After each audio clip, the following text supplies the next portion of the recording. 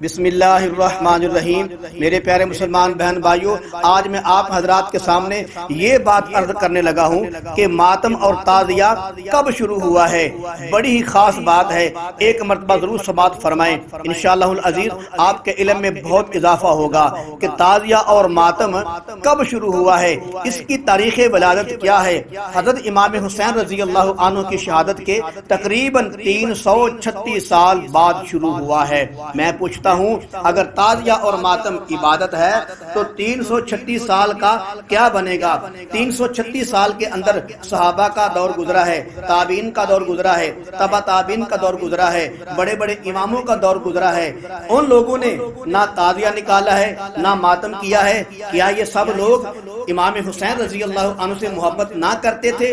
کیا ان سب لوگوں کو حضرت حسین رضی اللہ عنہ کا غم نہیں تھا کہ حضرت حسین رضی اللہ عنہ کو ظلم شہید کیا گیا ہے؟ اگر صحابہ کو، تابعین کو اور بزرگان دین کو حضرت حسین رضی اللہ عنہ کے ساتھ ظلم ہونے کا غم تھا تو ان لوگوں نے ایسے تعزیہ نکال کر اور ماتم کر کے اپنے غم کا اظہار کیوں نہ کیا؟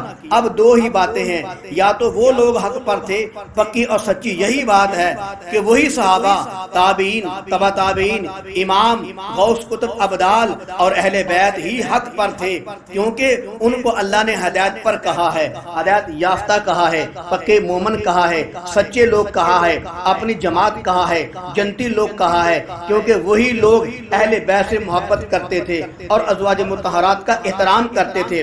مگر تم لوگ صحابہ کو گالیاں دیتے ہو، اہل بیت کو گالیاں دیتے ہو، ابو بکر اور عمر رضی اللہ عنہ کو برا بھلا کہتے ہو معاذ اللہ۔ اب بتاؤ، گالیاں دینے والا محبت کرتا ہے یا ان کی عزت اور احترام کرنے والا محبت کرتا ہے؟